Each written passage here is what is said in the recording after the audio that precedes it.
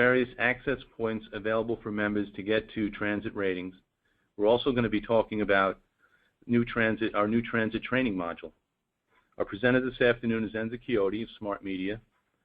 Right now your microphones will be turned off. Please type your questions into the appropriate space on your dashboard.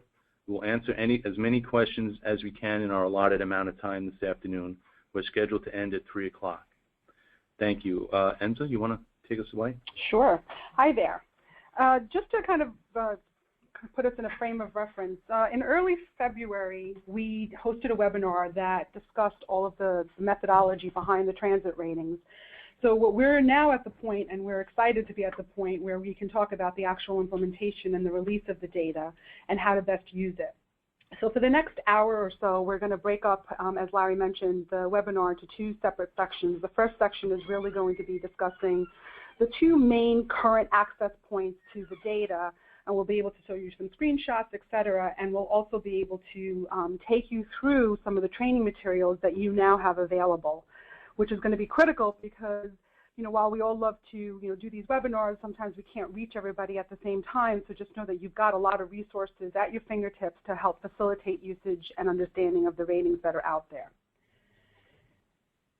So to take us back to what our goals were for the TAB transit ratings, we've always discussed the fact that we wanted to expand the ratings that we had for roadside to incorporate transit formats and hopefully, as we move forward, additional formats, and that our ratings had to be comparable with the current roadside out-of-home formats that are out there. And the third point that was always critical was to make sure that we could incorporate these ratings on the same type of planning platforms and buying platforms that were available for roadside. And that's, in fact, been accomplished. Just to take a quick step back and kind of, again, just to put the conversation in a frame of reference, we currently have a couple of different platforms to access roadside information. We have eTelmar, we have Nielsen, and we also have the ADS system. They provide very different levels of information. Nielsen and ADS rating provide different elements to the TAB roadside ratings pieces of it. The eTelmar has a couple of they have actually the entire gamut of information that's available. And the 2 ways that it's available is what's called a market average, and I'm going to show you some screenshots of that, just so that, again, we have a point of reference to start from, as well as there's also the ability to pull information on a site-by-site or location-by-location piece of it. The TAB has the site analysis, Nielsen has the market average, and eTelmar actually has both. Let's get going. Okay, point of reference. The 3 elements or the 3 platforms that are currently out there that allow us to access ratings, eTelmar, Nielsen, and the TAB ADS system. They provide different elements, as I was saying. Nielsen and eTelmar both have what's considered market averages, which is just purely an average based on all inventory across the market. The TAB ADS system and eTelmar also have a different component that allows you to pull up information on individual locations. As well as combined. And this is critical to understand because we need to figure out, or we needed to figure out, how the transit ratings were going to then fit into these elements. What you're seeing on the screen right now is just a screenshot from the top system, Telmar Outdoor Planning System for Roadside Inventory. And I wanted to give you a sense of what that looks like when I talk about market averages. Again, some of you may not be familiar with the information because you haven't dealt with the roadside elements. But what's available is, on an average, across all of the different formats in various markets, I can go in and I can just say I want an average of if I'm buying 6 individual bulletins, or what if I'm buying 17 posters, or what if I'm buying 12 transit shelters, or really the ideal way to look at this is to say I have a goal. I have a goal of buying a certain TRP level. In this case, I was looking for 100 weekly TRPs. How many units does it take of any of these formats to achieve it? So that's what you're seeing in the number of panels across the 4 weeks. And you see here in this column that says weekly TRPs, it's close to 100. What TOPS also provides us is a different level of information. From a planning perspective, I can say that it's going to take me 6 panels. What I then can do is figure out from those 6 panels what exactly, guys, this is like all over the place.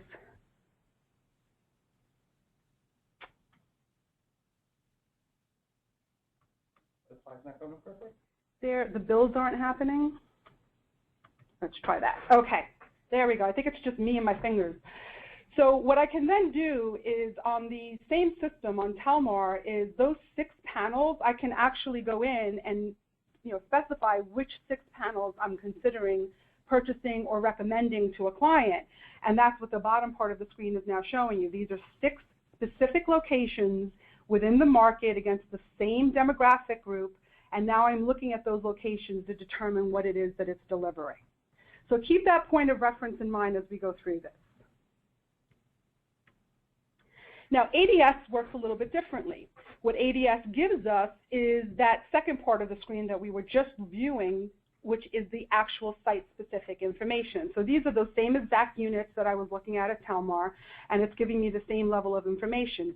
The reach and frequency by unit on an individual line, as well as then the combined across all 6 of those. So that's our starting point. These are the current elements that are out there, the platforms that are out there to access TAB ratings. These are the ones that are going to be updated within the upcoming days/weeks. The Nielsen system will be coming later on, but right now what we have available to us will be ADS and a version of Telmar for the transit ratings. So let's take a step back again to that market average and the site analysis piece. They're very different calculations. Again, that market average is all across an inventory, across a market, and it's a pure average, whereas a site analysis is location by location. So our eTelmar system is going to allow us to be able to take a very open, flexible architecture, meaning that I can go in there now, even with transit, and I can put in 1 bus king if I would like. I could put in 20 bus kings. I could put in 1 full bus wrap. I can put in anything that I want. It's a completely open architecture, and it gives me the information on a reach, frequency, GRP, and impression basis. That's what's going to be available on eTelmar. The beauty of this is that it's also going to have all of the roadside inventory on there as well from an average standpoint. Again, I will take you through some of the screenshots so that you have a good idea of what this is going to look like. I'm not going to give you a tutorial on how to use these systems because we could easily spend 2 hours on Telmar. We could spend another 2 hours on ADS. I just want to give you a sense of actually how you will access the information. The ADS system is going to have, now remember, ADS for roadside is individual location by location, which makes sense. If I'm buying a specific bulletin, I want to know potentially what that specific bulletin delivers. But I'm not going to be able to determine what a specific bus king is going to deliver. That bus king is moving around the marketplace, nor do I know exactly what bus it's on, et cetera. What I can do is I can do packages of inventory. So it will be set packages that the operators have been developing over the past year, working with some of these numbers to understand what different levels might achieve, and then those packages would appear on the ADS system in conjunction with the site level pieces. So let's talk about ADS a little bit, and I'll give you some specifics because I talk about it in generalities like that, and it can be actually quite confusing to go through it. So there's going to be 2 different phases, but the first phase is what's going to be available within a matter of days. It really should be, hopefully even by the time that, we're done with this week, this system will be up and running. What ADS will provide us for transit ratings specifically will be demographic impressions and GRPs. It will not yet provide the reach and frequency, like the screen I had showed you earlier. So it's going to give me any impression value and GRP value based on the demographic profiles that you can enter in there. Now remember, demographically, this is a big step for us. We're not basing things on just adults 18+. We have the capability of combining different elements to create a specific customized demographic group for a client. It's age and gender, it's ethnicity, there's household income involved with that. So you can put in anything and we'll be able to pull that information. Because of the way the system is built, the way that it's been done is by packaged levels. Again, it's not going to be I can put in any number of kings or any number of queens or whatever in the system. It's going to be set packages that the operators have developed. And those set packages are based on a couple of different tiers that mean something in the marketplace. We're going to have an entry-level tier. We're going to have like a moderate-level tier and then a heavier weight level. And right now we've named them Activate, Impact, and Dominate packages. So those packages have a set quantity associated with them. That set package is that can then be combined with location by location specific roadside inventory. Again, only giving us the impressions and the GRPs at this point. The other thing that you're able to do on ADS, or will be able to do on ADS, is you are able to pull up an individual panel. It is a pure average. And when I say panel, I mean one busking, one queen, one full wrap, one tail, one headlight, whatever it might be. It's just an individual per panel number so that if you needed to add things together from an impression standpoint, you have the ability to do that. Again, this is not anything that you can manipulate. You can just pull up the information for it. This is a screenshot of the ADS system as it will appear. So for those of you who are familiar with pulling any inventory from the roadside element, nothing has really changed other than where I have it circled on this chart. You now see under media type, we have a media category called transit. So we're up there. We are no longer just bulletins and posters and street furniture. Transit is now a media category, and underneath that media category, you have the ability to pull up different media types. For those of you who sat in that February presentation, you know that we have standardized the type of formats that are now available for transit, and you see that in the pull-out box up on the right side of the screen. So we have all different versions of bus exteriors from full backs all the way down to Kongs and mini taillights, etc. And if we were to look at stations, you have 1 sheets, 2 sheets, dioramas, and various other elements. So this is where you would go in and you would select the specific format within transit that you are going to want to evaluate. This screenshot, some of you, I know that you're in conference rooms, you may not be able to see it. Don't worry about it. I just want you to get a sense of what it is that you're looking at. So right here, I'm just looking at Atlanta, and I'm pulling up stations, and I'm pulling up 2 sheets, and this is giving me all of the available variables that I can pull up for the Atlanta marketplace. And the first line says MARTA, and it says 2 sheets, and it has impact. That's going to be the impact package that I was referencing. And for this example right now, it's about 64 panels that are in that impact package. The next one is the dominate one, still MARTA, and now that dominate, remember what we said, we're talking about entry level, mid-weight, and heavier weight levels. The dominate is the highest package level, and that's at 128 panels of 2 sheets. The quantities will vary dramatically by market, by operator, and obviously by format. But you would then select which one of these packages you wanted to evaluate the information on. This screenshot is just a pull-up so that you could start to see some of the information. So again, just what I was referencing earlier, these are the basic packages that are available against a base of predominantly total adults. The demographic that we're looking at here is adults 18 to 49. And it gives you the level of information that is the same and available for your roadside. And that spans the spectrum from total impressions, impressions per panel, in-market impressions. I'm not going to go through these definitions. This was something that we discussed in February, that you really need to have a very good understanding of what these terms mean. What's an impression? What's an in-market impression versus total? What's a GRP? What's a TRP, etc. But the information is available on here and gives you all of that, again, that demographic profile from an impression and a GRP standpoint for the packages that are loaded into the system. In phase 2, which will be coming later this year, probably around the 4th quarter, we're going to be adding another element to the ADS system, and that element is the ability to run the reach and frequency piece of it. So no longer will we just be able to pull the impressions and GRPs for those packages.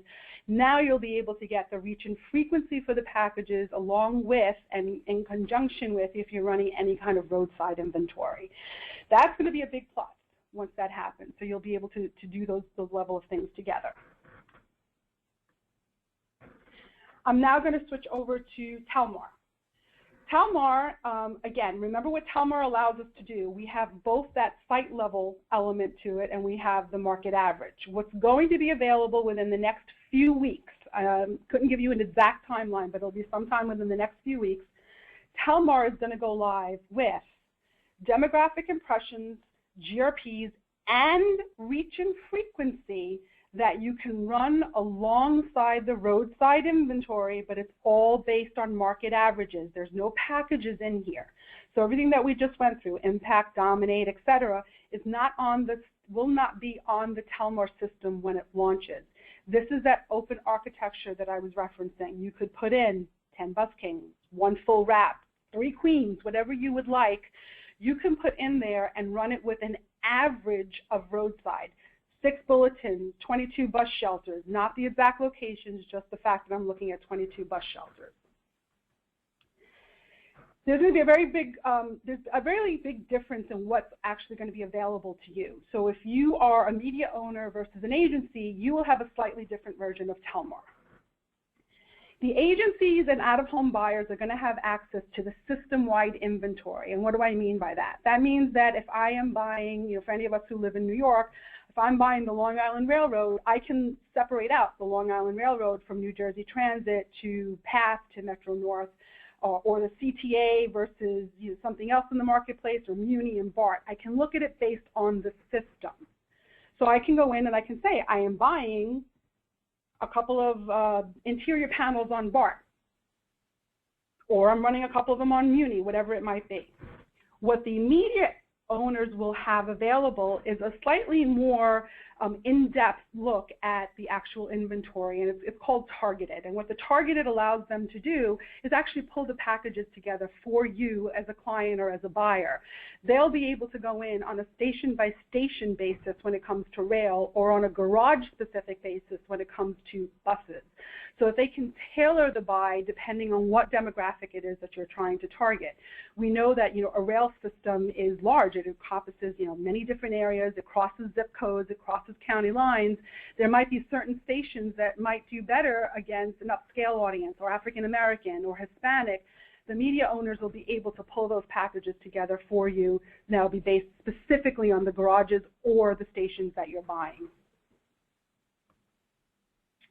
So the TOPS planning system, the way that you would pull the information, you know, I always, when I try to explain TOPS to anyone, I always say, look, there's 2 sides to TOPS. You know, the left side is the site analysis, kind of similar to what's on the ADS system, all of the specifics. On the right side, you have that market average planning, and that market average planning is where these numbers will currently reside in a few weeks.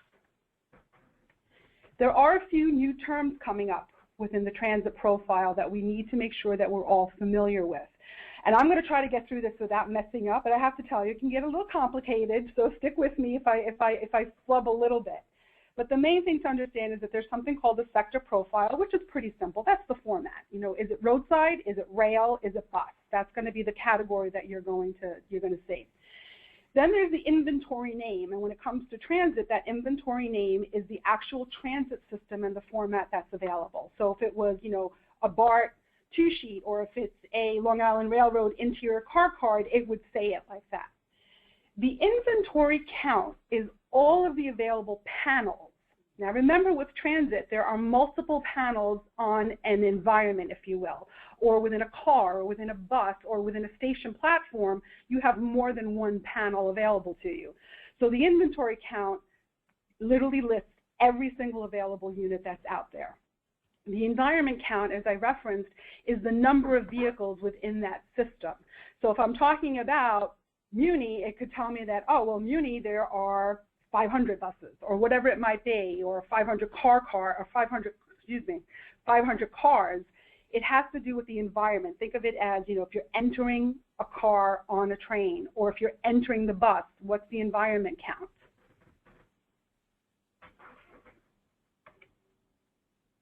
Why is this thing always throwing me off? Okay, so here's a screenshot of what Telmar would look like. The other thing, I've noted it on these slides, but I should make a special mention that some of the values that you're seeing, this is off of the test beds that have been running, so these may not be the final numbers. If you were to try to recreate this once the numbers are released officially, you might get slightly different numbers. This was just playing around and making sure that I could pull up the information so we could review it.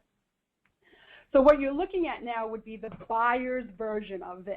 It's by transit system. As you can see here, there's no real level of detail other than New York. I might want to look at the MTA Long Island Railroad, or I might want to look at New Jersey Transit 2 sheets. In Los Angeles, there's the interior rail.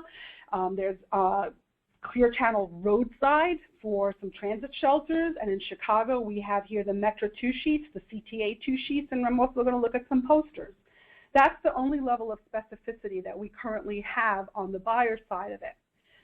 So remember what I said with some of those definitions. If you're looking here in this like orangey pale pink column, what you're looking at is the number of panels that I'm looking at by each system. So let's just stick with the top one to make it easier. So I'm looking at rail, which is my profile. My inventory name is the MTA Long Island Railroad 2 sheets. The number of panels that I'm looking to buy of those 2 sheets is 42 of them across 4 weeks. I could change that however I wanted to. The environment count is telling me that there are 65 cars available within the Long Island Railroad system, and those 65 stations within the Long Island Railroad system, and those 65 stations have 2,184 actual 2 sheets available for me to post on. Okay, so think about that for a second. Because this is the fun one. It took me a little while to, I've been playing around with these numbers for a little while. It took me a little while to kind of get this, but the panels per environment is something else that we're going to need to take into consideration. Think again about what the environment count is, what the inventory is. What the panels per environment is now telling us is it's the average number of panels that I expect to buy or you expect to sell within the actual system itself. And the environment is the number of the buses or the stations. I think it's easier if we look at the actual number. So now I'm looking at that same grid that I showed you earlier, but it's a much broader view. And you can see I have the environment counts of 65. I had that inventory count there. And now I have these 2 extra columns, the PPE and the environments. The PPE is telling me that I'm going to post about 10 2 sheets for every station that I am buying, and because I'm buying 42 panels, the total number of stations that I'm going to be able to post on an average, remember we're rounding numbers here, is 5. 5 times 10 is 50, but I'm buying 42, so some of those stations are only going to get 9 panels. Okay, if we go down the next line item, it probably is a little bit clearer because the numbers are easier to follow. So for the New Jersey 2 sheets, what I'm buying is 100 panels. There's a total of 124 stations that I could buy against and over 2,000 panels, but my buy, remember, is 100 panels. Those 100 panels are going to be posted or dispersed across 10 stations, and each station is going to have 10 2 sheets. That PPE is really critical. If you think of it this way, what the panels per environment does is, I mean, really theoretically, you probably want to set it at 1. Unless you are going in and you are buying heavy up in a station, or you're buying a brand train or something, you're buying out the entire station. When you're buying a number of 2 sheets, you generally want dispersion across multiple stations, generally. That may not be your goal, but if it is, that means that you would be posting only 1 per station, maybe 2.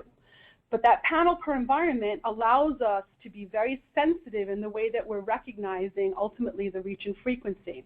Because the whole concept of this is just like in roadside. Remember with roadside, depending on the locations that I'm buying, I can emphasize reach or I can emphasize frequency. I cluster things together, I'm going to have less reach but more frequency. I disperse them throughout the market, I generate more reach and not as much frequency.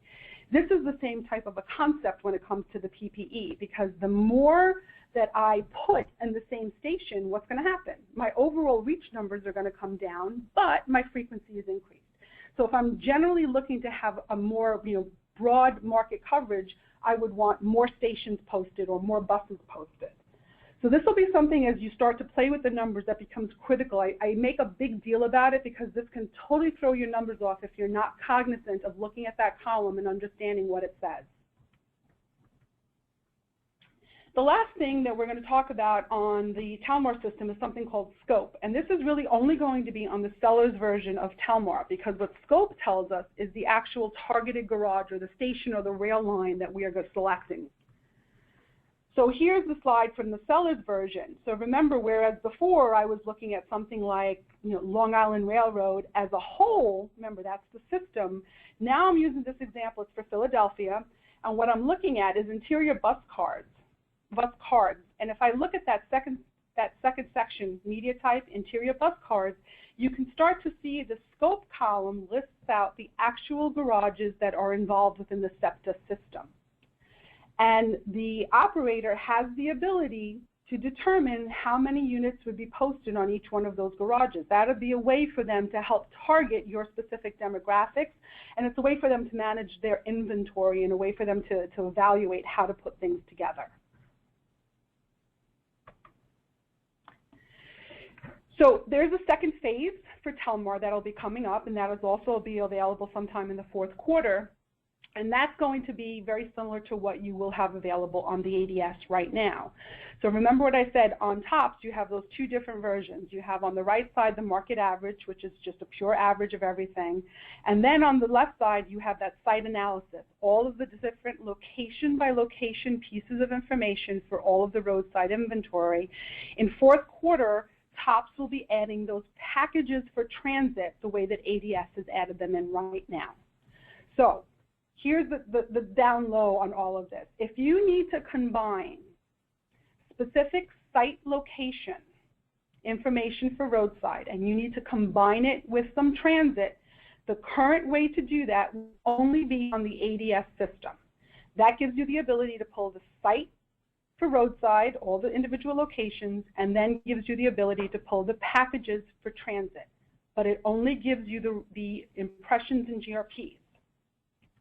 If, however, you need to pull reach and frequency, then everything has to be done on an average basis, and that has to be done on Telmar at this point in time. So Telmar, you'll be able to run 10 bulletins, 10 urban panels, some bus shelters, as well as any number of kings or designated formats that you choose to take a look at. Just to kind of put it on one page. So phase one, pretty much within a matter of days, the ADS system will be out there. You'll be able to start pulling up all of the impressions and ratings for the transit packages, only the packages. Telmar TOPS should be within the next couple of weeks, and what you have there is that market average flexible type of component that allows you to plan against various formats as well as quantity of formats, completely open architecture. Two different versions of Telmar, one for the buyer, one for the seller. Phase two will be happening later this year, and it's just rounding out and fleshing out the two major platforms that are out there right now. And at some point, as I said, Nielsen will fit in here, probably in the latter part of the year than it does right now. So that's how we're going to be accessing the transit information. ADS, giving us GRPs and impressions. Telmar, allowing us to run open architecture, complete flexibility, but also getting the reach and frequency. The main point behind all of this is that you not only have access to the information for transit, you can run it in conjunction with roadside. So for any of the operators that sell both, you have the ability to run both on the same system. For the buyers and the agencies, you have the ability to evaluate on the same system. That's the most critical element of all of this. And as you know, the information is becoming more readily accessible to other people, there may be other third-party providers out there that will augment and enhance what's available. So now let's quickly shift to the training that we have available. A couple of weeks ago, we launched the professional training curriculum for transit. I'm going to review the elements that are available. This is the same format that has been available for, I guess, a year now behind the roadside inventory. We have a lot of different modules available on the TAB website that go through different elements. The training materials consist of three different versions of it. There is instructor-led training, or we love to call it the ILT. We love our three-letter acronyms. But these are set up for someone else to come in and train a group of people. It could be someone on staff, or it could be an outside trainer, but the material that's there is set up to really train multiple people at the same time. There are three elements to the ILT materials. One of them is called the Facilitator's Guide. Think of it as a teacher's manual. And the other two elements just are a follow-along and elements that are added to that particular session. We now have introduced self-training. And self-training are more like workbooks, kind of hybrid between what we were calling the Facilitator's Guide and the Participant's Guide from the ILT. It's just a workbook. You can read it. There's lots of information in there. There's exercises that are left blank for you to fill in. And then we provided the cheat sheet in the back, the answer key, so that you can review your work or someone can review your work and have the answers readily available. We also are going to have a transit web page, a link to a transit web page that you can click on that will have tons of other related material. It'll be a glossary. That little, the terms that I just went through is only a fraction of some of the different nuances of the terms and languages that we need to learn for transit. So that'll be available. There's an FAQ. There'll be one sheet. There'll be, a quicker version on infographic on what the transit methodology looks like. So there'll be a totally separate web page just for transit. Now what I'm going to do is I just want to take you through the ILT material and the self-training. It's just going to be screen images so that you have a sense of what it looks like. We spent a lot of time and energy developing these because we really want to make sure from an education standpoint that everyone is prepped and ready to use this information. So the professional curriculum that we've developed in conjunction with the OAAA really is pretty comprehensive. This facilitator's guide that I was referencing earlier, or this teacher's manual, it has tons, it is almost like a textbook. It has tons of information on there along with the activities and exercises that you would put a group through. And as I said, you can deliver it to, you could have a champion or a trainer within your organization delivering the information, or you could bring someone else to do it. But the ability of it is that you have, if you were to look at it like a book, and you open up a book and you've got your left side and your right side, on your left side is the teacher's pages. That's the manual, if you will. That's got all of the level of information. It's the talking points. It's all of the editorial content behind the concepts are on that page. On the right page, what the teacher or the instructor would see is a basic version of what's in the learner's guide or the participant's guide. So it's the relevant charts. It shows that you're going to talk about, and then there's a box there. That's an exercise. It says, what do you observe as you compare these two packages? Now, this is the teacher's manual, so the answers are all filled in for that teacher. The participant would see the same page, but they would actually see a blank box, which I'm going to show you. That's what theirs would look like. So as you're downloading that material, I know sometimes it's a little, it seems a little overwhelming. It's a lot of stuff. But those three pieces, the participant's guide, the facilitator's guide, and then I'll show you some slides, are meant to be taught like in a classroom setting with multiple people. It could be done on a webinar. It could be done in person, however. But it is meant to teach a classroom, if you will, of people. With that thinking in mind, that's why we also developed accompanying slides to those manuals. And this is, again, just to make sure that you keep people on track, that they understand what point you're referencing. It becomes probably the least necessary part of the training, but it's there if you need it. So when I was talking about earlier and I was showing you the page in the facilitator's guide, this would be the accompanying screenshot that somebody would see if you were doing the PowerPoint presentation.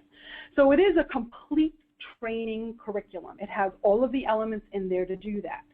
But what we decided we wanted to do is really fill this in a little bit more than that, and really take a look at, not everybody has time to set up classroom training for their staff.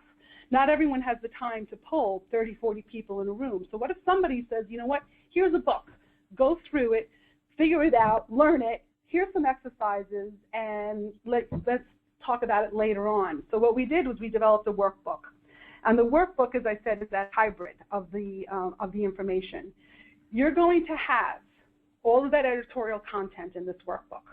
So if somebody new comes on staff and you want to give them this workbook, you can say, look, this is something that you'll need to read on your time, fill in the questions, and then we can review the information.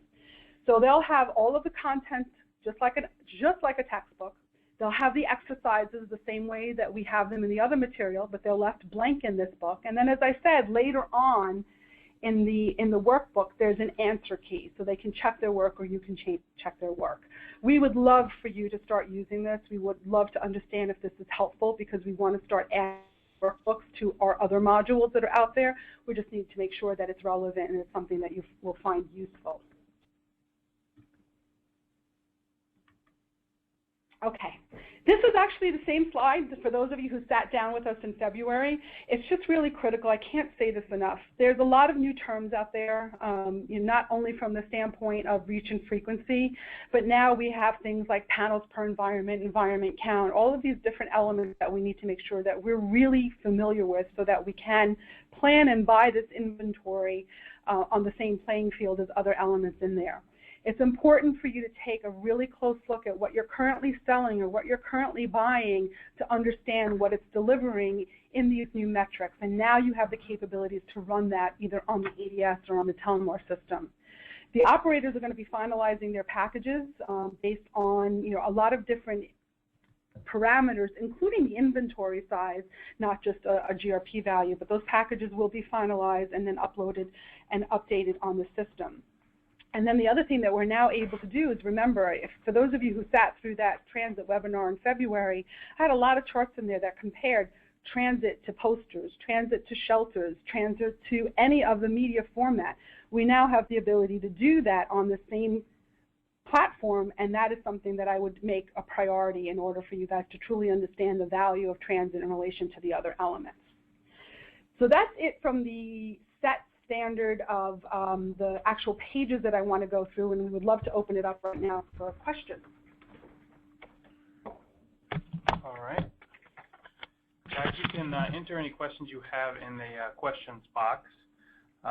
We have a couple right here. Pop out and have Enza, Larry, I see is here, Sean McCarthy. Yeah.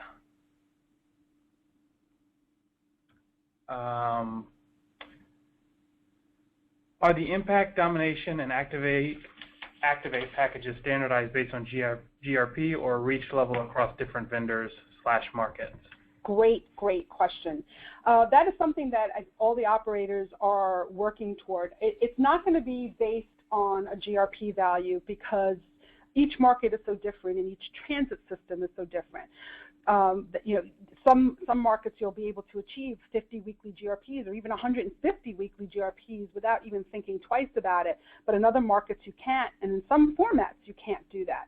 So this will be based on really inventory that's in the market and trying to understand from it's going to be a little bit based on reach, but also just in general what we know has worked in the past. If somebody had a moderate budget, what could they have done in the market prior that felt right, that people felt like they were seeing it. So it's going to be a little bit of art and science in this and establishing those package levels. Okay. It sounds like agencies will not have access to the garage, et cetera data. Is that correct? Assuming so, if a media owner creates a custom package for us, how do we get it into the system, in quotes, so we can evaluate that customized package with the rest of our media plan? So yes, right now the garages and the targeted systems aren't going to be open in the Telmar system because, again, the operators are using that to create customized packages. They'll be able to provide you the level of information, and then you would have to be able to combine it as it'll be more of an average element that you can use to compare it and combine it with other media. Okay. You may have just answered this or touched on it, but one of these questions ask, just to confirm, in Q4, Telmar will be able to incorporate specific roadside panels with transit packages for overall reach and frequency, not just roadside market averages. Correct. Right? Okay. In Q4, you will have that ability, site-specific roadside with transit packages, and have the reach and frequency for that combined. Great. So this is an ILT question. How long do you anticipate the ILT training session to take to complete with an in-person group setting? Each module actually has a time set up on it. The transit module itself, I believe, was 70 minutes. So it depends on how many questions and how quickly you'll go through it, but I would figure on that. Again, each module that the TAB has on the website has a time expectation in there. So this question is about Telmar and ADS as well.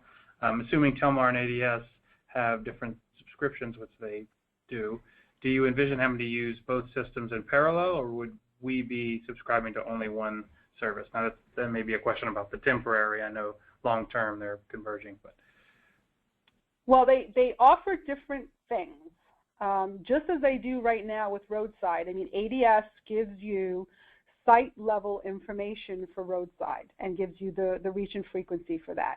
But it doesn't give you the ability to be able to plan on a market-by-market basis. So if you have multiple markets and you're at the point where you're trying to establish goals, you cannot do that currently on ADS. You can do that on Telmar. So it's going to be that same kind of situation with the transit, where if you're in a planning mode, that market average is really helpful. The ability to plan things out from, you know, a goal of, if I want to achieve 130 points a week, 200 points a week, what does it take to do that from a transit perspective or a roadside perspective? So they do offer different elements, and you will need to determine which one you want to subscribe to. I mean, ADS is on, as long as you're a member, you have access to it. It is not as robust as what's available on a Telmar system. Okay. You may have already answered this as well, but this looks like final question is, are we ever going to get to the point of site-level roadside along with custom numbers of transit units as opposed to just packages? Not in the near future. At some point, personally, I would love to see that. We have a couple of different issues with that. One, you know, think about it from an operator standpoint. The ability to be completely flexible with transit is a little bit more difficult. You really cannot go out and just post one specific king. The cost just to post that unit would be astronomical. So I doubt we'll ever have a completely open architecture for transit, but there might be abilities to make it a little more flexible than just running packages. I know I'm hedging it on that one, but we really would have to see. Well, that's it. Minza, do you have any other final notes? No, I think that, you know, once everything is fully live and ready, I'm sure the TAB will be sending out a notice, so be on the lookout for that in the next couple of days and within the next couple of weeks if you are a Telmar subscriber. And I encourage you highly to jump on those systems and start playing around with it. There's no substitution for that. I could sit here all day long and try to talk you through it, but without you playing with it, it doesn't hit home. And as you have questions, and I'm sure you will, if you don't, then I have a lot of questions I would like to ask you, but as you work through this and you have questions, please reach out to the TAB and we can make sure that those questions are answered and we can get you guys up and running and understanding how to better use these numbers. Okay. Thank you very much, everyone. We've recorded the webinar and we'll have it available in the next few days.